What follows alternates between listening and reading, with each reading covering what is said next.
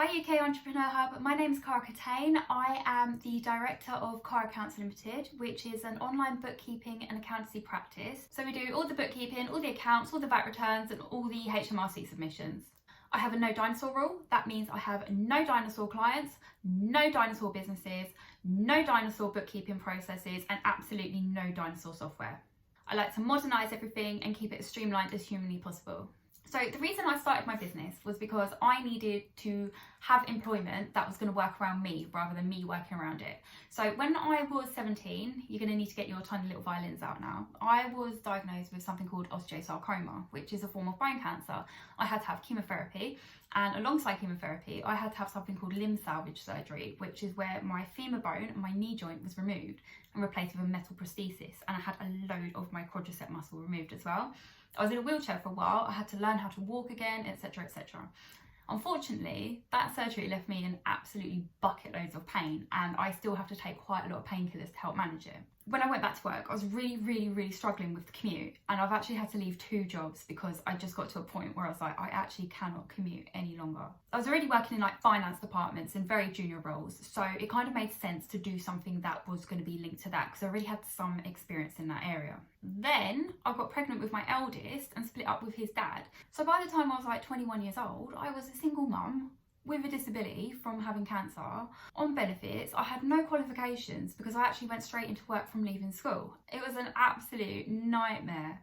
I realised I was going to have to absolutely do something. So what was going to work around my leg and what was going to work around my son being a single parent. So I studied, I qualified as a bookkeeper and I set up a practice. And then I had one more baby. And then I decided to study some more, have another baby, do a bit more studying, qualify as an accountant and then upgrade my license to an accounting license. The hours are absolutely relentless, but I absolutely love having my own business that works around my life rather than my life working around my work. It's amazing being able to just take off and collect them from school or hang out with them for a little bit and decide to catch up in the evenings. And I imagine a lot of you are also looking for a business where your work is actually going to go around your life rather than the other way around. I have had my ups and downs just like any other business owner would. I get massive imposter syndrome where I'm like, oh, I really shouldn't be doing this, or how am I even in this position, or why the hell did I get involved in this industry in the first place? I've had to deal with really tricky clients. I've even let some go. I've had to juggle working, babies and studying. And believe it or not, accountants don't know absolutely everything there is to know about everything to do with accounting. So it's been a real learning process on the way. But there's been loads and loads of ups as well. Like the fact that I have a successful business is a massive up. I mean, when I was a 21-year-old single parent with a disability on benefits, I never thought I would be in the position I am now. And I'm so proud of myself for that. And I want to show other people it is 100% possible. Just being able to treat my kids and my family is absolutely amazing. Being able to be there for them, that is absolutely incredible. And then you get this moment sometimes where you're like, oh my God, this is me, this is my life, this is my business, this is me talking. I know what I'm talking about. I am so good at this. And the money's not bad either. So going forwards, I want to expand my practice, but I want to keep that personalisation part of it because I think that is so important to business owners. So that's why I try to streamline processes as much as possible, because I want to actually be there for my clients and I want to be able to talk to them and communicate with them rather than just sending someone else to communicate for me.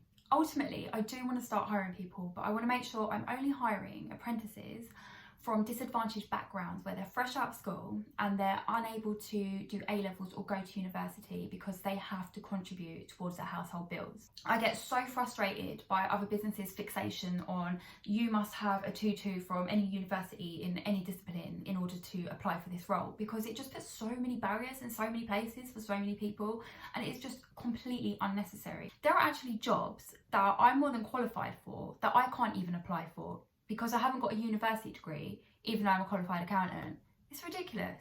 So yeah, I suppose actually my ultimate goals are to expand as much as possible while still keeping that personal touch to it, because I love talking to my clients and I love talking full stop. I also want to be able to help others and take them and give them a career and guidance and help them so that their futures are going to be more secure than what they possibly might have been. I also really like making accountancy accessible for other people. So my Instagram is full of hints and tips and how-tos because I think it's such a big barrier for small businesses, and I don't want anyone to feel like they can't do what they're doing because they can't necessarily afford an accountant, or they feel self-conscious or silly because they don't know what only an accountant might know.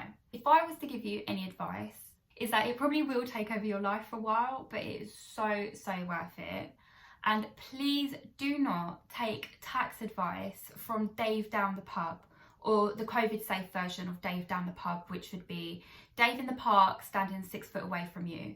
Because Dave is not an accountant. Dave doesn't know what he's talking about, unless his name is Dave and he's an accountant and he's in the pub, then he might know what he's talking about. What Dave down the pub does is he regurgitates third party, fourth party Chinese whispers and turns it into something that he wants to hear.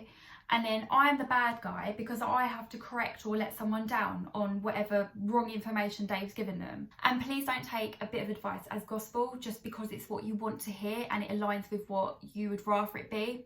If in doubt, always just call HMRC and get a professional opinion rather than Google or talking to like this, that and the other. So I think that's it from me, but I'm really looking forward to meeting you all soon. Bye!